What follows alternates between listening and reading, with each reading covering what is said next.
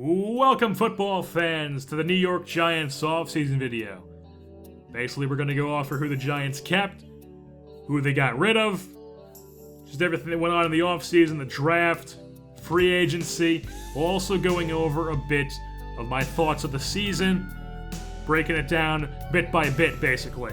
We'll start things off by talking about the beginning of the Giants season. They did not start off good at all. They just could not put things together. They just couldn't make things click. It seems like a lot of the struggles they had last season to carry on in this season. Quarterback play wasn't great. It wasn't great anywhere until we got to the end of the season, but we'll hold that on for a bit later. The running game was strong all year. Rashad Jennings definitely was a really good pickup. He was great all year long. Got over 1,000 yards. He was the best running back in the league. The second best running back in the league, only behind Adrian Peterson. And well, if you're going to be behind Adrian Peterson in a running back discussion, you know you're doing something well. But the beginning of the season, besides Rashad Jennings, was just not good. It was not good at all. We'll listen to what Stephen A. had to say about it on one of his shows. It made me ashamed. You've seen ever besides the Giants, period. The Giants. The Giants. Skip. And Stephen A. is known as a guy who's a Giants fan. He's a New York guy, he's a Giants fan, he's a supporter of the Giants, and he's a big fan of Eli Manning. He respects the guy, he loves the guy, he likes the guy, he thinks he's a great competitor, he thinks he's a great quarterback. But there's absolutely no doubting that the beginning of this season and the Giants' disappointment to this season was a huge part of Eli Manning's fault. I mean, just listen to what Stephen A. had to say about it. There's simply no way to slice it. It is what it is. The New York Giants stink right now, and Eli Manning has a lot to do with it. But because of that just dreadful season that Eli had, he got benched. Brian Nassib took over, he played well. Eli, just over 2,000 yards, 6 TDs, 13 picks. And the more important part, he didn't just turn the ball over with his arms. He didn't just turn the ball over throwing the ball in the air.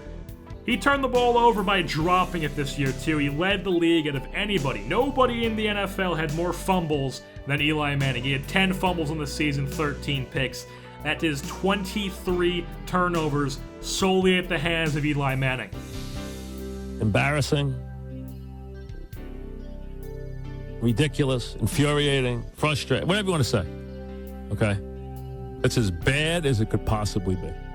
And because of those numbers, Ryan Nassib got a chance. Tony D'Amato, the first-year coach, who I thought did a very good job with the team with what he had in front of him. He did a good job, and Ryan Nassib took over.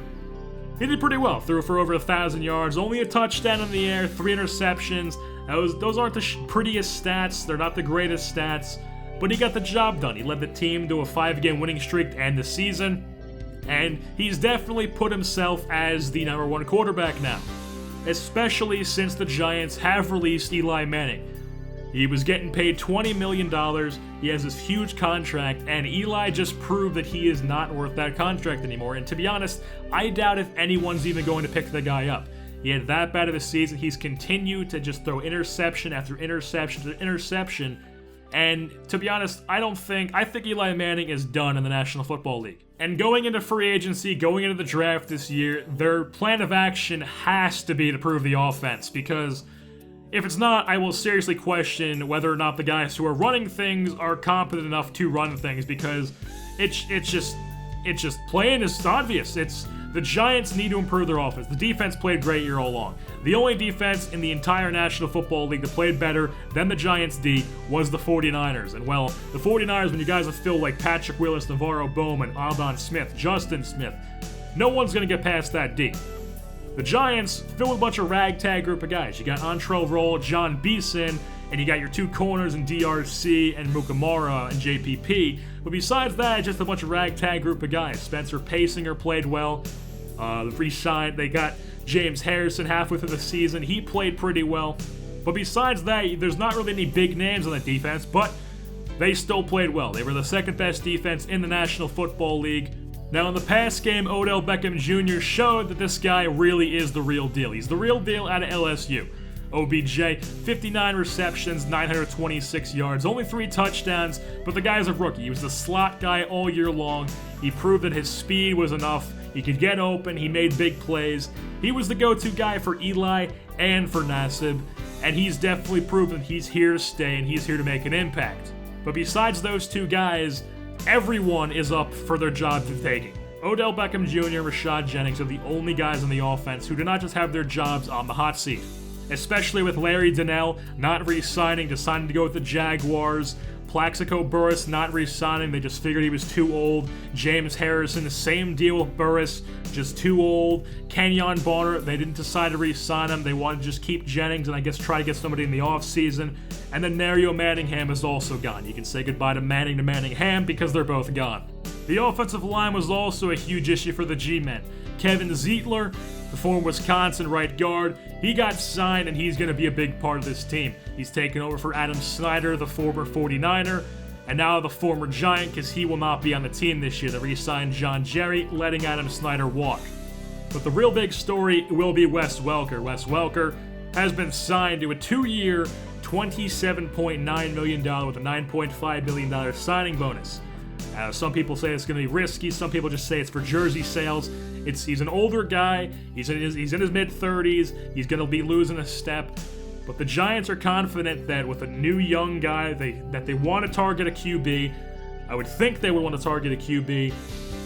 With a new guy, maybe the new rookie or even Nassib, that getting a guy like Wes Welker to go along with Victor Cruz and Odell Beckham Jr. could help. And that's definitely true. When you have a guy like Wes Welker, he's definitely going to help out your receiving game. The Giants had multiple options when it came to the early rounds for their picks. They could have gone QB, obviously. That's the one that everyone wants to see. Everyone wants to see a new franchise quarterback in the bright lights of the big city of the Big Apple. They could have gone tight end with Larry Donnell. Leaving to go to the Jaguars, they could have gone another wide receiver to get another guy from maybe Nassib. They could have gone offensive line because we all know that the Giants have problems at the offensive line. And when it came down to the time to make the decision, Tony D'Amato and the Giants front office decided they want to go with a QB, and they got Don Chapman, quarterback out of Alabama, the Crimson Tide. This man, usually Alabama quarterbacks don't usually do much in the NFL. There's been guys like, obviously now we have A.J. McCarron, we don't know what he's done, but then you have guys like Greg McElroy, Brody Croyle. What have they done? Nothing. Greg McElroy is not even in the NFL anymore, neither is Brody Croyle. Second round, they went with left end, pass rushing left end, Kona Preston out of Montana State. He's an unknown guy, came to the small school. He's a low risk, high reward in my opinion. He's definitely going to give you his all. He definitely has a chip on his shoulder. Most guys that come out of small schools do. And I definitely like this move. He's a good left end, and he's going to play a role, especially with left ends being weak, with Mathias Kiwanuka aging for the Giants. In the third round, they went out and got another running back with Rashad Jennings. He is 30 years old now, and we all know that when running backs hit that magical age of 30, they start to regress. Even though Rashad Jennings has only been in the league for a few years, he's already 30. And Keon Hightower, they're hoping, is going to be the guy who they regroom to replace him. He's currently going to be the second string running back on the roster, as Peyton Hillis was cut previous to the draft. And Keon Hightower out of Texas, the former Longhorn, they went out, they hooked him, and they got him. Next two rounds, they went out and got two of their definite needs. Left guard Kenneth Hale. He's definitely not going to start this year unless someone gets hurt or he completely just blows everyone's mind in the preseason. But as of right now, he is not going to be starting. He's going to be there, groomed, hopefully take over somebody one day. And then tight end Francesa Neal. He is a receiving tight end.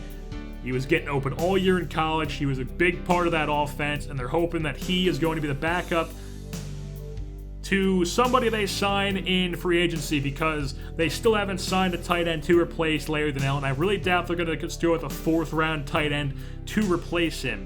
Next round, they got Vaughn, receiver, then they went with right tackle, and then a linebacker, Hugh Morris, out of Penn State. Penn State is he's a great linebacker. Penn State, it's a linebacker school.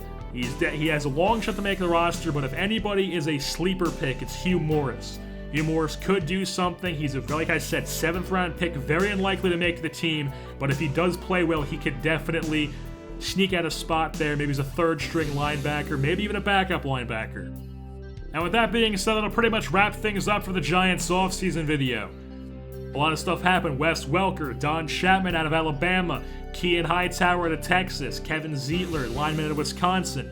A bunch of guys came, new faces, along with some older faces. Eli no longer on the team, just sitting there in free agency waiting to someone give him a shot.